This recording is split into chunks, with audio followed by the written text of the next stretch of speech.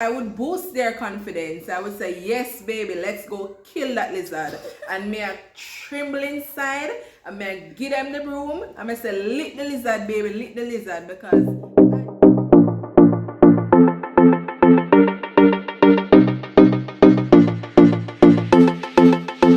what's the hardest part of your journey as a single?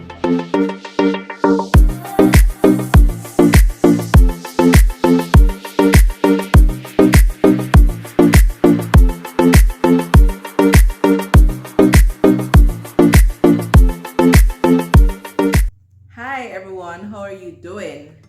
It's good to be back in the space, and we'll be doing a series as we talk with some single parents to get their experience. So this is actually season 1 of Let's Talk with Sheneico, me, right? So I'll be starting off the season to share my journey when I was a single mom, and I will also be interviewing other single parents to get their experience, whether past or present, because we want to help you. We want you to know that you're not in this journey alone, and if you're presently in it, you can do it. You can overcome the challenges, right? So you'll be hearing my story today. So let's get to it. I'm handing over to Mrs. Cheryl Riley, who will be interviewing me. So I hope you learn something from it and be encouraged. Over to you. Hi guys, so welcome to Sheneico's channel. This is a channel takeover. Yeah. Because today, as she said, I'll be asking her the questions so that she can share her story with you. And experience teaches wisdom. Right. So those single parents out there, tell all of the single parent them to come over here, sir, because over here, sir, they'll gain knowledge, hear about experience, and see how best they can use Sheneico's experience and other single parents' experience to make their lives better. So let's get into it. Ready? All right. So my first question is, Miss Sheneico. First of all, when you talk about being a single parent, first we want to point out that single parenthood is not just a female, because we have some male single parents. Right. So we need to point that out as well, because that is important. But what I want to ask you, like, if you don't mind sharing, how old were you when you first became a single parent? All right. So I became a single parent when I was 20, almost 21. And it was not choice. It wasn't a case where the father said, "Nah, mind the pitney." It was a natural cause, which was death. So I was just dropped into the category, and it wasn't easy. Didn't know what was going to happen because I was still pretty young, and to know that I have this responsibility all by myself. Yes, with family and friends, but the greater responsibility would have been mine. So that's how I became a single mother. Okay, and I'm sure when you did realize that, okay, I'm going to have to be doing this by myself, I'm sure there were a lot of thoughts that ran through your mind, a lot of what and if.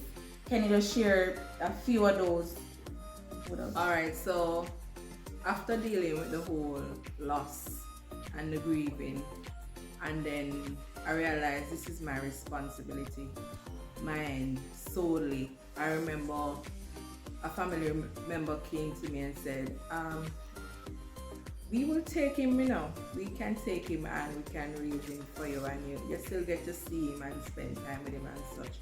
But from then I knew that no, this was my responsibility, and with the help of God, I could do it. So I decided that I'm going to step up to the plate and be the best mother possible, and that's what I did. I was nervous, I was afraid, I was stressed at points, but I said I had to do it, and I thought it would have been possible, so I stick to it and I did it. Okay. Awesome. All right. So tell us a little bit about your journey being a single mom. All right, so Some of the good times, some of the bad times. all right, so single mother, I had my son at the time, and he was a very active baby, very active child, and with the help of family members who chipped in at points, that made it a little easier. But as he grew older and as I get older, then the challenges were even more. And then by the age, probably the age of 3, then I had another son. So it was me and the two of them, right? The difference is my second son's dad, he was in the picture, in and out of the picture. So at point it was me, sometime in chipping, then it was me. So the journey was rough. Sometimes there was nothing, sometimes there was a little bit, sometimes there was enough, but I had to learn how to make it work. At this point, there was a point when I wasn't really working, and thank God for my father who chipped in big time and assisted me when I wasn't working. When I got a job, I held on to that job. I did my best. I went back to school, and it was rough because I was going to school with 2 babies basically, and working full time, dropping off at nursery, picking up late after class. So it was really tough. It was, the only difference is that I was young, so I had more energy. But outside of that, it was really challenging because you always have to find somewhere to leave the children. You have to always find somebody to pick up. If you can't find nobody to pick up, then you know you're going to pick up yourself, and you have to add a relationship with the auntie at the nursery to let her know that, you know, I have class this day, so some days I will be late, some days I will be early. So it was really rough. It was a rough journey. All right. One of the things that I want to find out, because you talk about the physical aspect of it, but I'm sure that mentally it must have been difficult. And I mean, in a country like Jamaica, a lot of the time, unfortunately, without even knowing circumstances, persons look on single parents with scorn sometimes, like, how could you, be a single parent? So I'm sure the mental aspect of it, it was draining, it was pressuring. I remember, especially when I had my second son, it was a case like, why you would have put yourself in this position to have another picnic, right? And sometimes we don't know a person's challenges, we don't know why such and such happen, and then we become so negative. But then these boys were my responsibility, right? And I had to try and push. It never easy. Some days I never feel like to try and push. Some days I couldn't bother. I was an active church member, and at a point, because of pressure and I just can't bother with people, I stopped the church, and then that was a whole different roller coaster because you think you're trying to find an exit and find a way to make things better on your own, but it only made matters worse. So mentally, it was a challenge for me because some days I didn't know how to cope, I didn't know how to function. There are persons that I could call sometimes and we talk, but it's not all the time you feel like you want to call somebody and talk to. Right. So sometimes I just stay home with my kids them and just try to figure it out on by myself. Okay. So you talk about having 2 boys. Yeah. I don't know if I want to imagine having 1 boy with a partner, let alone 2 boys without a partner. How do you think, in terms of on the part of the boys, do you think that, because some boys will think that, oh, mommy, she's soft, I can get away with this and I can get away with that. How did you go? Alright, for me, I decided from early that my boys will not become a statistic. So whatever it took for them not to become a statistic, that's what I did. So from early, I was on them. I was at them because they had to be inside. They were not going to be on the street like the other boys, all over the place, itching up at friend yard and those things. I decided that will not be their case. So I ensured that I provided a stable environment. If it was a case that I had to be at work or I had to be at school, then I would find somewhere safe to leave them. I would not leave them at home by themselves. So if it's not nursery, it would be an auntie that I would call to step in. It would be a grandparent that I would call to step in, because I wasn't going to have them unsupervised, because I didn't want them to get caught into the wrong crowd. So I know that I always needed to know where they are, what they are doing as much as possible. I ensure that the environment that I was going to lead them in is one that was safe and one that was steady with rules and all of those things. So I had to look out for those things. And I will add that one of the things that I personally noticed with you when it came to the boys, you always seek godly men to be in their lives, so that, you know, in certain situations you may say, hello sir, you know, deal with this situation for me. And I think that that is very important. Yeah. If you don't have that father figure to necessarily, you know, guide them in a manly way, you can seek the help from other. So there were persons that I had that if a situation arises and my voice never firm enough, because I never talk to them soft in terms of if I'm disciplined, I would put on a strong voice to make them know. Say, yeah, for example, when you tell them to go kill a lizard, because yeah, you know, kill a lizard. That's the thing, right? I am scared of lizard. Lizard, right? And I decided, that's one of the things I decided, I can't raise boys that's afraid of lizard. That's not right. So I would boost their confidence. I would say, yes, baby, let's go kill that lizard. And may I tremble inside, and may I give them the broom, and may I say, lick the lizard, baby, lick the lizard, because I had to ensure that these boys grew up not being afraid of lizard. Hello? I had to. But then I would provide, as it relates to the question that you asked, I would have men that I can call upon.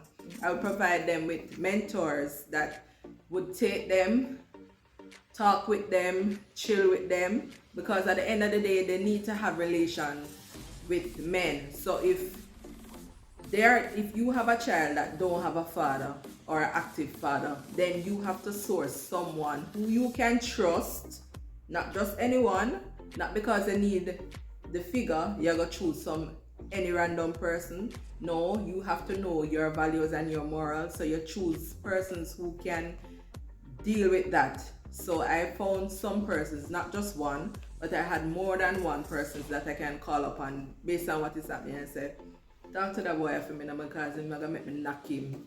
Yeah. And personally, I think that is very smart. I know that sometimes, I mean, everybody know that women are strong. We are a very strong species. We're not going to go up about talking about who is the strongest sex, but we know that we are strong.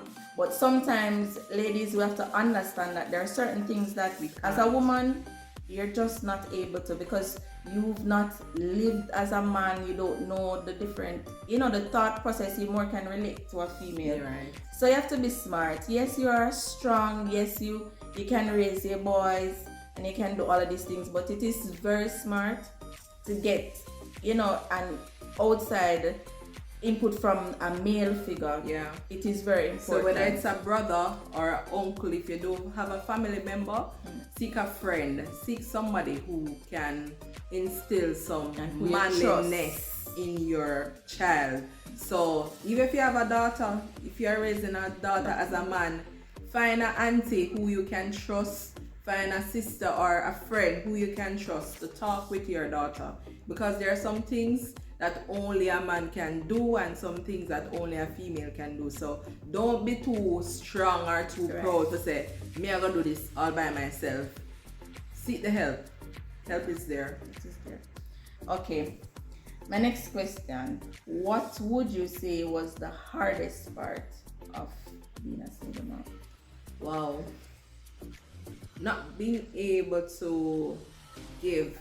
There are points that I could not give my children everything that they needed. There are points when they were not well and I don't know where the money coming from to take them to the doctor. Yes, I had health insurance because of work, but there was no money. And then it's one of the things I have to say. Like, I remember one of my sons was sick and I called his dad and I said, the baby is not well. And he said, I don't have the money, what am I do? I couldn't say, I not have the money, what am I do? I had to find it, right? So it's a case where you can't just say, all right, I not have it. So you're sick and you stay sick. I had to find a way to ensure that he got the help that he needed, the care that he needed at that time. So as mothers or as single mothers, sometimes when other persons throw their hand up in the air, I find that it's something that we can't do. We can't just let it go and say, okay, so you're not enough to eat, all right, drink water and go to your bed. But we have to find a way. So even when I was working at 9 to 5, not earning much from it. I remember the first 2 years, or probably the first year of me working, probably more than 2 years or 2 years, I was getting $5,000 every fortnight. You mean US Jamaican dollars, $5,000 every 2 weeks, right? And I had bills, I had rent, because I was living in like a one room here. That was when I was only with one child. I had Shamar, and I was living in a little one room. I have rent, I have food to buy and all of those things. And that's what I was earning. And then I've been working for all the time and the salary never enough, but I had to make it work. There was a point when I had to be working 2 jobs. So I go to my 9 to 5 in the week, and then on weekends I had to seek another job where I was working sometime after work in the evening. So that's working after work, going to school after work. So you see much things. So, but I just had to find a way to make it work because I couldn't tell this child that I can't provide. And me bring him come here. So I had to find a way to do it.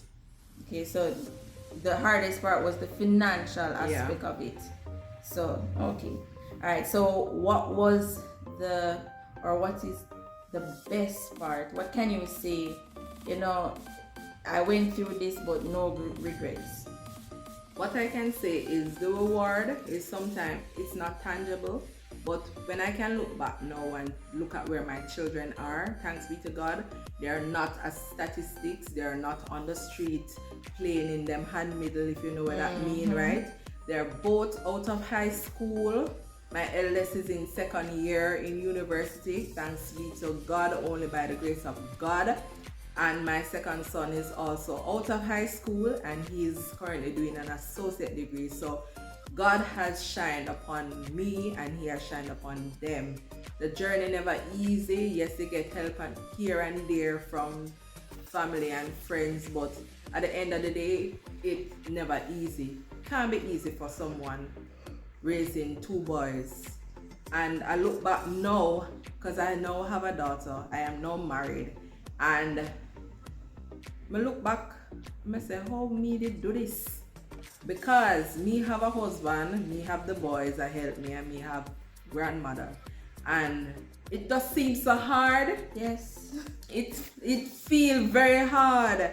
And to know that I did this mostly on my own. I wonder all the time, how did I ever do it? But it wasn't my strength. That's what I know for sure. It wasn't my strength that did it. And I know people usually call them a handbag because one thing I said, I'm not going to leave them unattended.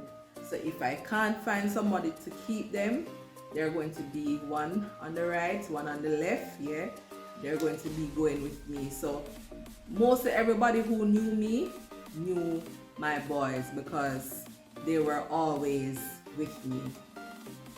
Okay, that's awesome. All right, and just to add, with you saying you don't know how, girl, I do not know how, because I have one child and a husband, and it seems so difficult at times. Yeah. So I don't even want to imagine what it can, what it must have been. Yeah. When you have one and then you have two, it must have been difficult. But one of the things that I would say that I got is that, really and truly, single parents, God is not giving you more than you can manage. Because like she said, in the past she did it. She with little or no help. But now she's in a different situation and it seems so hard. But at the time she managed because God knew that she could. Yeah. So don't get weary. I'm not going to say I know it's frustrating, because I personally It have can not, be but I can frustrating, just yeah. imagine that the frustration of, like you said, your child is sick and you're thinking, where am I going to get this money to take my child, to get the help. Yeah. It must be frustrating, but God don't give you more than you can bear. Yes? And if you put your children before him and you put your situation before him, in his time, he will turn that situation around. He will make a way. I can tell you, there was a time when I not have no money. I will leave a time when I have the money. But this particular time when I never have any money, never have any grocery, and I just never know. And I remember getting home from church that day. Early in the day, one of my friends had called me and she said that she wanted to drop off something that she had for me. It was a book. And I told her where she could get the key and leave it. So she did that. But when I got home that night, when we got home, went to church, because I go to church, I had responsibilities at church. So me and the boys went to church, and when I got home, I noticed there was a big bag on the table. I said, where big bag come from? I never leave this here. And then I look in the bag and I saw a note. It was from two of my girlfriends. And I said, really not easy do it? And when I look in that bag, it was groceries. Things for the boys, things for me. And it's not like I'd call them and say, boy, say, me low, I not have nothing. No, I did not call them at that point in time. They just knew that things were not, we didn't have it, and they decided to go shopping and get us some stuff. And that's just how some ways God just work out and bless you. So it's never easy, but God always finds a way. So while we don't go to bed eating what we want to eat at a particular time, we have never gone to bed hungry, right? There's always something, even if you think is not enough. And one of the things that I'm grateful for, I did not have fussy children who say, mommy me no want that, mommy me want this, mommy no want that. No, whatever I provided, that was what they would have taken and had, and they didn't complain. If they didn't complain, I don't know, because they didn't complain in front of me, right? That's good. So prayer important. Don't give up on God. Yeah. Yes, when you think he's not working, he will work, but you have to seek him and ask him, for help. All right. So tell us, or what encouragement do you have for other single mothers out there, single parents?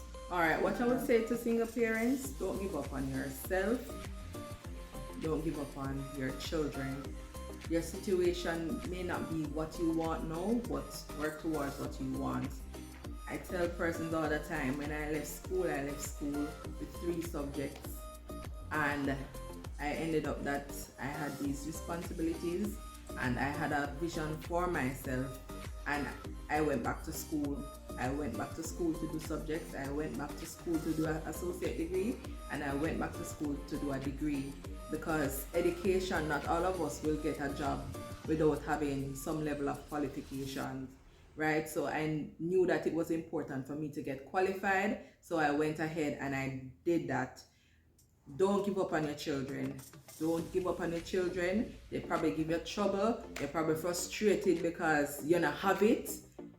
Don't take out the frustration on them. Just encourage your child. Ensure that they're going to school. Even if they're going to school and them can buy patty and them can buy whatever.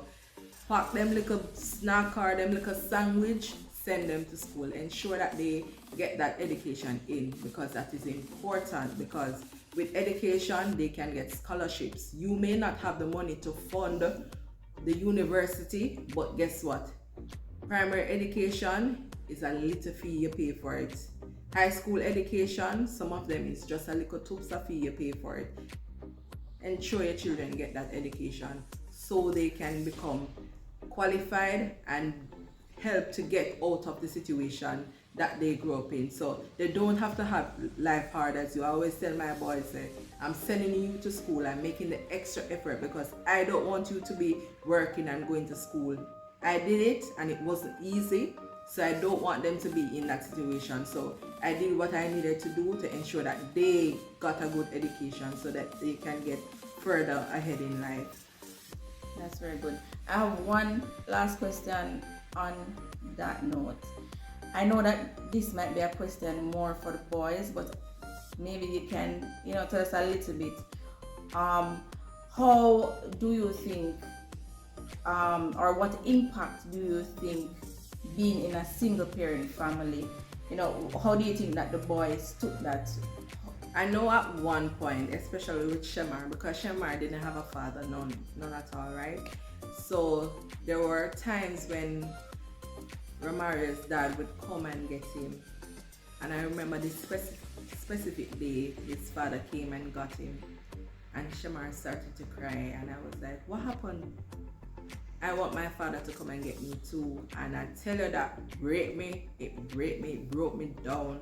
And I had to explain to him, and I had to find a way to cheer him up, to let him know that what is happening. He was young at the time, so he never fully understand what is happening. So I know it's not easy being without a father.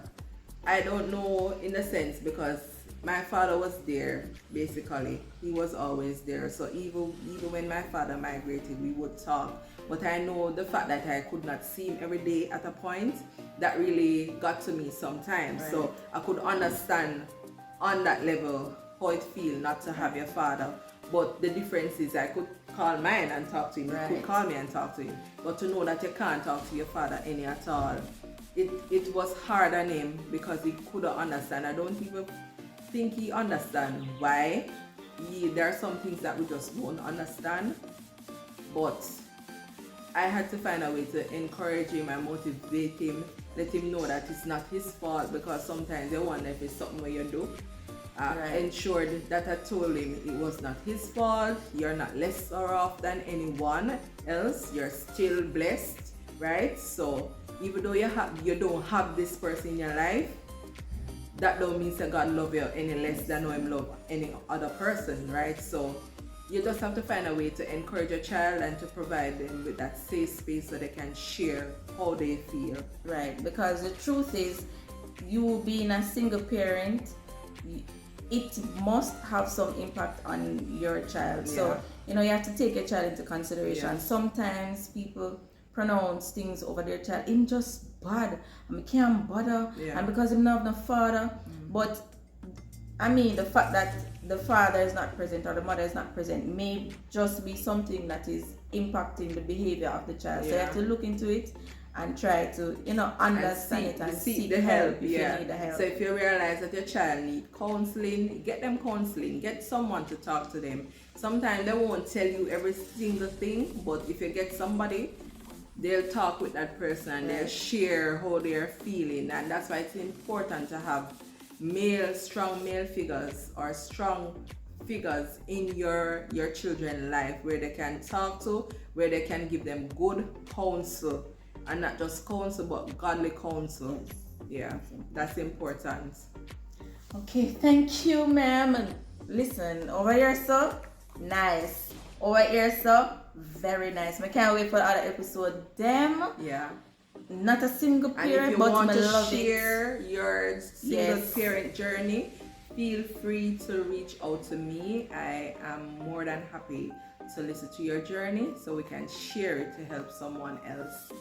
Yes, and also you have shared in another medium. Yeah. You have a book that you wrote that have some gems that will encourage. Just tell us a little bit about. All right, so this Never Gems, 70 lessons I learned along the way. So this has in some information and some encouragement based on my journey as a single person, single mother, and journey in life in general. So these gems are to basically motivate you so you don't quit, right? Never quit what you've been called to do. Never give up, right? Never give up on your children. So these gems are basically, they were God-given. It was during a time when I was feeling very low and I was going through a situation and I was just feeling very low, and then I started reflecting on life and I said, boy, when you think the journey, all right, then something does come and remind you of all that you've been through. And while I was reminded of all that I've been through, God gave me these gems, and I think he was encouraging me that day when he gave me these gems, and I decided to write them down, and I sat in the bathroom and I wrote and I wrote and I wrote.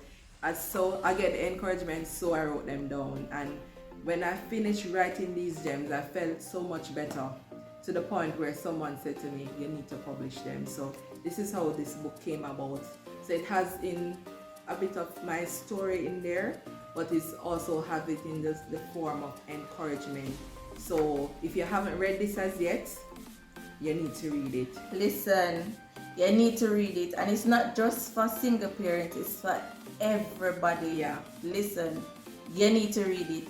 Tell us where they can find it. So they can find it online. It's available on Amazon. You can get it e-copy, you can get a hard book, or you can reach out to me to get the physical copy. Copies are also available at the Kingston Open Bible Church on the Boulevard, so you can get your copies there. But if you search Amazon or you just Google it, you'll see it pop up. Yes, and it's good to have. I mean, me, I have the e-version, I have the physical version. In case I left the physical version, I just need a little, I just pop on my e-version. Yeah. It's a very, very good read. I'll encourage everybody. And it's an easy read. It's a very easy read. Yeah. Yes. So I'll encourage you, if you don't have it, go and get it. Yes. So thank you for sharing your story with us. Thank you too for accepting to come and interview me. Yes, yeah. It's a takeover. And listen, you can put in the comments if you really want me to come take this over. Talk to her, tell her, say, Yeah, but it was a very, very good talk, and I never get bored listening to it, because personally, when I met Sheneico, she was a single mom, and I've admired how she from the went about. I admired how she went about the journey. It's so encouraging, and it is, I think, listen, this woman is awesome. She's so awesome, and when you look at the boys and how they turn out, awesome boys, love them bad. So her story, and I'm sure other stories, are so important for you as single parent to just tap into and be encouraged. Yeah. So come over to this channel and tell everybody, because information over here to help. In this time, we need to help each other. Right. So, yes. Thanks guys for tuning in, and ensure to tune in to the other episode where I will be talking with another single parent. You don't want to miss that interview, I tell you. And remember to like, comment, share, and subscribe, and click that notification bell. Bye.